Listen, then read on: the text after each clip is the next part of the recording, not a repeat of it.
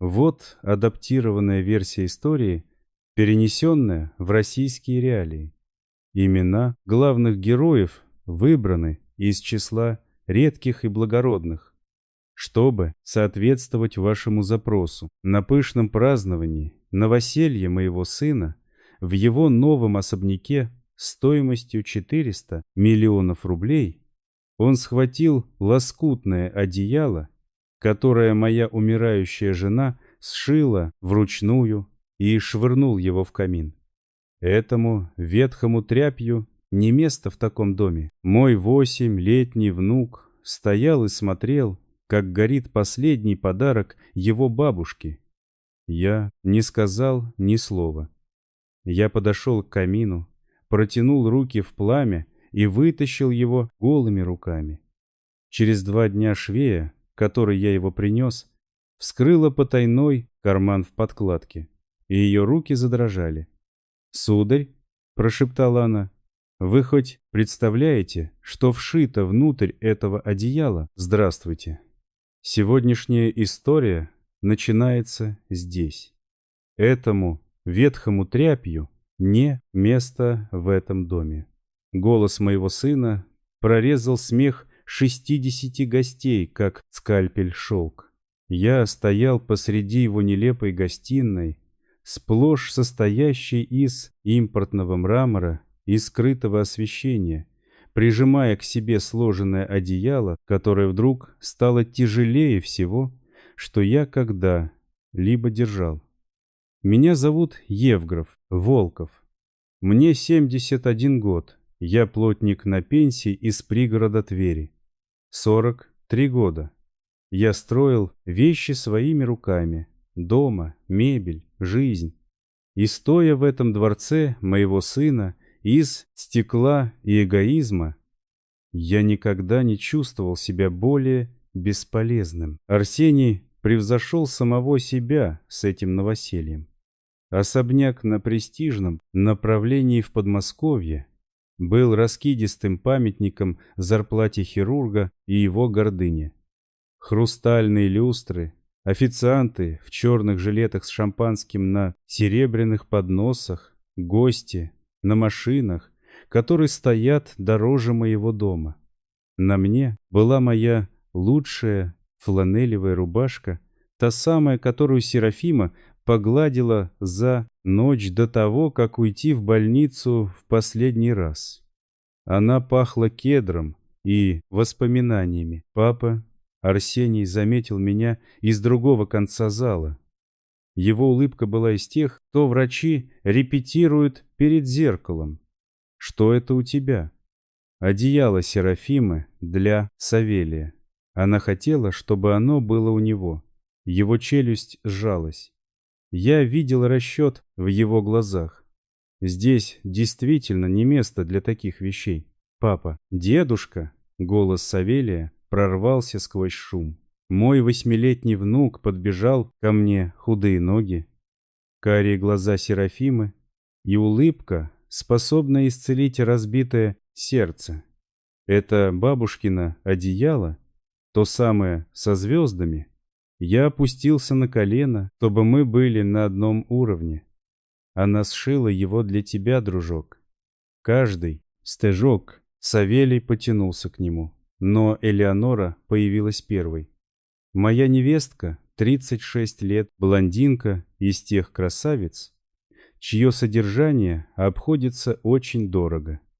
Она положила руку на плечо сына, словно поводок. «Саввушка, милый, оно очень старое. У нас наверху простыни из египетского хлопка. Они гораздо лучше, но бабушка сделала его для меня».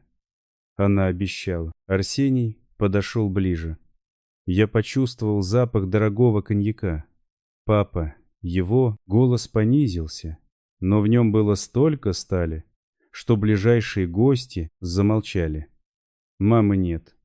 Прошло 2 года. Ты не можешь постоянно приходить с ее вещами, будто она все еще здесь. Это не здорово ни для тебя, ни для Савелия. Серафима хотела, чтобы у него было это одеяло.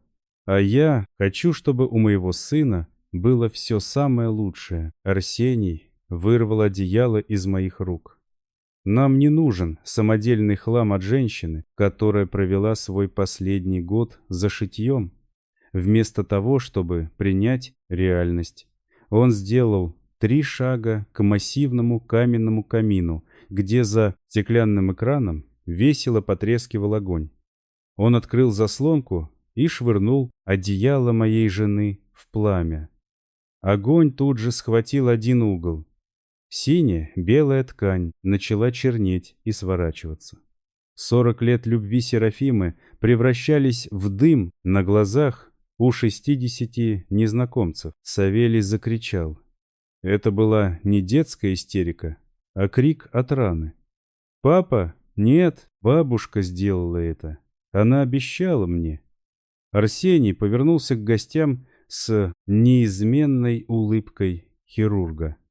Дети привязываются к самым странным вещам. Еще шампанского, нервный смех. Кто-то отвел взгляд. Большинство притворилось, что ничего не произошло. Я не кричал. Серафима всегда говорила: «Громкий гнев — это гнев, потраченный дважды».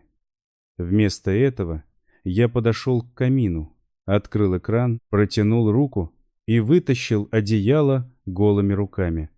Огонь впился в мои ладони. Боль была острой и честной, совсем не похожей на ту тупую боль, которую мой сын только что вонзил мне в грудь. Я прижал одеяло к мраморному полу, гася пламя. Оно пострадало, один угол обгорел. Пара лоток обуглилась, но большая часть уцелела. Серафима использовала плотную набивку, многослойный хлопок. Оно не горело быстро, она создавала вещи на века, как я ее и учил. Я посмотрел на своего сына, которому исполнилось 44 года. Я учил его играть в футбол, оплатил университет, возил на собеседование в медицинскую академию, где то между его первым скальпелем и его первым Мерседесом я его потерял. Твоя мать оставила Савелию больше, чем просто одеяло, сын. Ты только что пытался сжечь наследство своего мальчика. Его глаза сузились. «О чем ты говоришь?» Я не ответил. Я осторожно завернул поврежденное одеяло, прижал его к себе и присел рядом с Савелием. Он плакал, уткнувшись в платье Элеоноры, но она не утешала его, она проверяла сообщения в телефоне. «Не волнуйся, дружок, дедушка спас одеяло, как бабушка и хотела». Я вышел. Позади я услышал смех Арсения. Этот звук преследовал меня до самой машины. Дорога домой заняла почти 2 часа, но они показались вечностью. Одеяло лежало на пассажирском сиденье, пахнущее дымом и горем. Мои руки пульсировали там, где их поцеловал огонь. Ожоги 2-й степени на 3 пальцах. Мне было плевать. Мой дом не был особенным. 3 комнаты, мастерская во дворе, кухня, которую Серафима выкрасила в желтый цвет, потому что говорила, что на желтой кухне еда вкуснее. Она была права почти во всем. Я положил одеяло на кухонный стол, подставил руки под холодную воду. Пока Женя утихала, воспоминание ударило меня, как товарный поезд. 2 года назад Серафима лежала в больничной койке, которую мы установили в гостиной. Рак поджелудочной железы 4-й стадии забрал все, кроме ее упрямства. Ее голос был едва слышным шепотом, но глаза горели. «Евграф, мне нужно, чтобы ты отдал это одеяло Савелию, не Арсению, а Савелию лично. Обещай мне». «Обещаю, Сима». Но почему бы не позвонить Арсению, чтобы он сам передал? Она схватила мое запястье с удивительной силой. Потому что Арсений забыл, то важно. А если он забыл, он выбросит все, что напоминает ему о том, кем он был. Это одеяло защита Савелия, Евграф. В нем больше, чем просто стишки. Ты поймешь, когда придет время. Просто обещай. Храни его и отдай Савелию. Она умерла через 4 дня. В 5:17 утра, держа меня за руку, пока дождь стучал по крыше дома, который она любила 38 лет. Теперь я понял первую часть ее предупреждения. Арсений бросил одеяло в огонь. Но вторая часть все еще озадачивала меня. Больше, чем стишки, защита. Что спрятала Серафима? Я расстелил одеяло на столе. Синий, белый узор звезда, ее визитная карточка. Она была мастером, но это одеяло отличалось от ее обычных работ. Оно было тяжелее, набивка казалась неровной, толще в одних квадратах, чем в других. А кант по одному краю имел странный двойной сгиб. «Серафима», — сказал я в пустоту кухни, — «что же ты туда зашила? В субботу утром я поехал к швее по имени Фаина. Она была подругой Серафимы, рукоделию, в течение 20 лет. Колокольчик над дверью звякнул. Фаина подняла глаза. Когда она увидела одеяло в моих руках, ее лицо изменилось. «Ох, Евграф, Серафима говорила мне, что этот день может настать. Присаживайся». Фаина провела пальцами по каждому шву. Она остановилась на центральной звезде, самой большой. Набивка здесь не та. Она достала распарыватель. Обычный хлопок имеет толщину в полсантиметра. Здесь почти 3. Серафима не совершала ошибок. Она осторожно вскрыла шов. Затем запустила руку внутрь и вытащила прозрачный пластиковый файл. Внутри были документы плотные, официальные бумаги с печатями и подписями. Фаина прижала руку к губам. Первым документом был договор купли-продажи на 85 гектаров земли на берегу Волги. Оформлено на трастовый фонд имени Савелия Арсеньевича Волкова. Подпись Серафимы внизу, дата март 2019 года. Вторым документом был еще один участок, примыкающий к первому.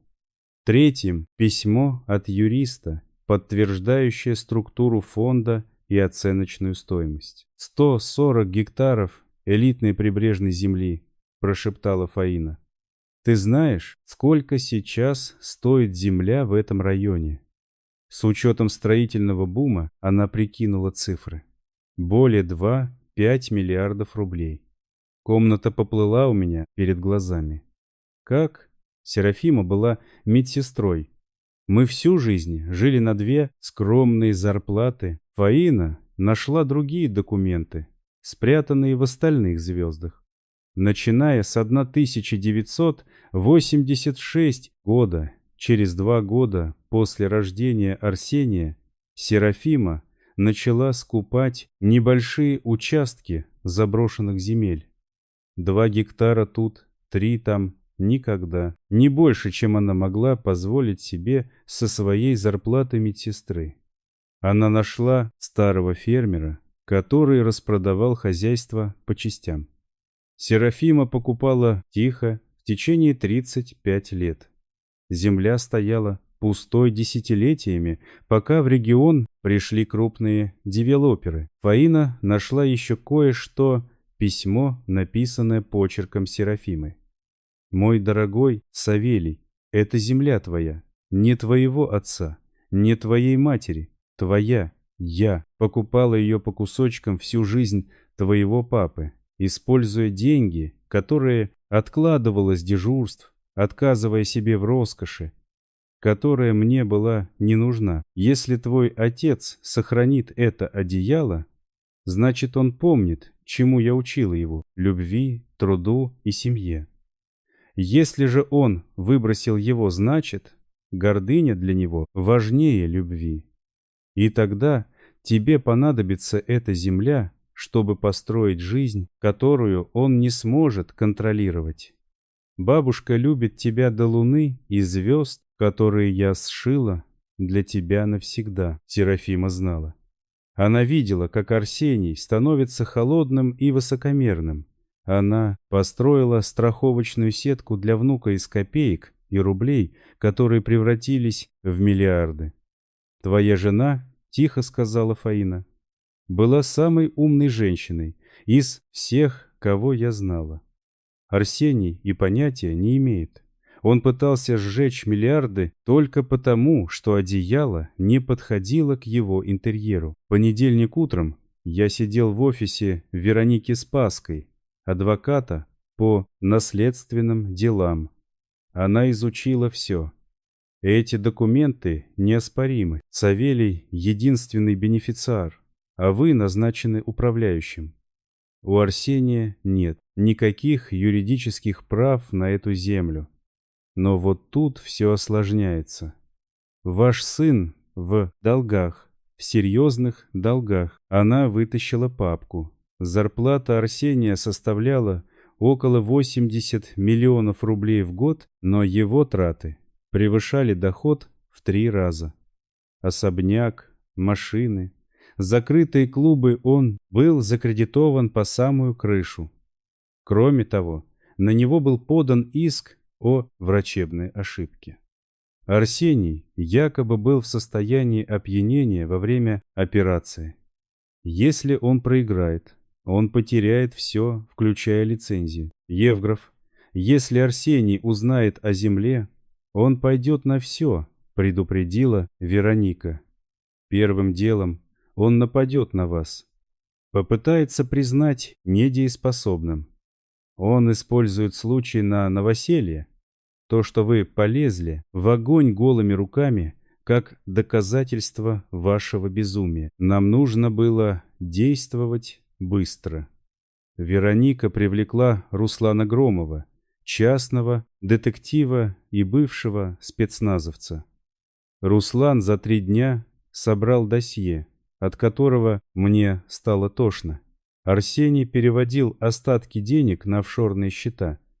Он купил билеты в один конец на Каймановы острова для себя, Савелия и женщины по имени Кристина, фармпредставителя, с которой он тайно встречался 7 месяцев. Он планировал бросить Элеонору, забрать сына и исчезнуть. Руслан достал переписку. Арсений писал Кристине: «Билеты подтверждены. Савелий едет со мной. У пацана есть фонд на миллионы. Серафима что-то оставила. Мне нужно это контролировать. Мой сын забирал Савелия не потому, что любил его, а потому, что Савелий стоил целое состояние. Но и это было не все. Школьные отчеты Савелия фиксировали страх перед отцом. Психолог описывал, как ребенок вздрагивает от громких звуков. И постоянно спрашивает, достаточно ли хорошо он выполнил задание. Я увидел записи с камер. Арсений сминает рисунок Савелия. Когда нарисуешь что, то достойное взгляда, тогда и показывай. Зазвонил телефон. Это был Арсений. Я взял трубку. Привет, пап. Слушай, насчет новоселья. Я погорячился. Но ты не можешь вечно таскать мамины тряпки. Ты живешь один, лезть в огонь.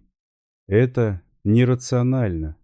Мы присмотрели для тебя пансионат. Очень хороший. Мне не нужен пансионат. Его маска спала. Тогда не лезь в мои дела и перестань забивать голову Савелия сказками. Мне не нужен выживший из ума старик, подрывающий мой авторитет. Выбрось это одеяло. Папа, а лучше вообще не появляйся. Арсений, скажи мне одну вещь, произнес я. Когда твоя мать умирала, ты сказал ей, что экспериментальное лечение – это необоснованная инвестиция. Ты позволил ей умереть, чтобы сэкономить 5 миллионов рублей, а потом потратил 400 миллионов на этот дом. У лечения было 20% шансов. Я врач, я понимал математику. Разговор окончен. Следующие 9 дней были войной. Арсений нанял психиатра, чтобы объявить меня недееспособным. Но у того врача уже были случаи ложных заключений. И Арсений заплатил ему в 7 раз больше обычного. Элеонора, моя невестка, даже пыталась заключить со мной сделку. Я дам показания против него, но хочу опеку над Савелием и половину того, что оставила Серафима. Я отправлю его в закрытую школу в Швейцарии. Руслан позвонил в полночь. Арсений сменил даты вылета. Он бежал. У Вероники было готово заявление о лишении родительских прав и экстренном изъятии ребенка. Слушание состоялось в 10:00 утра. Арсений играл роль любящего, обеспокоенного сына. Но Вероника разнесла его защиту в пух и прах. Она предъявила записи о взятке психиатру, записи разговоров о махинациях с кредитами и ту самую переписку с любовницей. Решение судьи было суровым. Данное прошение со стороны сына является циничной попыткой захватить контроль над наследством ребенка через издевательство над престарелым родителем. В иске Арсения Волкова отказано. Материалы передаются в прокуратуру для расследования мошенничества и клеветы. Опека над Савелием Волковым временно передается его дедушке, Евграфу Волкову, немедленно. Арсения вывели из зала в наручниках. Через час мне привели Савелия. Увидев меня, он бросился бегом. «Дедушка, мы едем к тебе домой. Мы едем домой, дружок. На желтую кухню, к бабушкиному одеялу». Прошло 3 месяца. Савелий начал спокойно спать по ночам. Он снова начал смеяться. Арсений писал из СИЗО, выражая раскаяние. «Я разрушил все, что строила мама. Прости, что не стал тем сыном, которого она растила. Доверие будет восстанавливаться годами. Но ради Савелия я оставил эту дверь слегка приоткрытой. Мы пожертвовали 150 миллионов из фонда на помощь детям с онкологией имени Серафимы Волковой. Однажды в субботу Савелий спросил меня: «Дедушка, а почему папа бросил одеяло в огонь?» Твой отец забыл, что на самом деле важно. Он думал, что дорогие вещи лучше тех, что сделаны руками. Он забыл, что самые ценные вещи — любовь, семья, время — нельзя купить. Той ночью я укрыл Савелия одеялом Серафимы. Дедушка, это одеяло самое лучшее, что у меня есть. Лучше всего в большом доме папы, потому что бабушка шила его с любовью. Совершенно верно. Дедушка, ты ведь будешь здесь завтра и послезавтра. Каждый божий день, дружок, обещаю. Он уснул прежде, чем я дошел до двери. Я стоял и смотрел, как он дышит под одеялом, полным звезд и 35 лет тихой любви одной женщины. «Серафима», — прошептал я, — «наш внук в безопасности». Я сдержал обещание. Не позволяйте гордыне и деньгам ослепить ваше сердце. Бог дает нам людей, чтобы мы их любили, а не чтобы производили на них впечатление. Серафима это понимала. Она измеряла свою жизнь не должностями или машинами, а той любовью, которую оставила после себя. Каждое утро Савелий просыпается в безопасности под одеялом из звезд, и это единственное наследие, которое мне когда-либо будет нужно. Искренне ваш, Евграф Волков.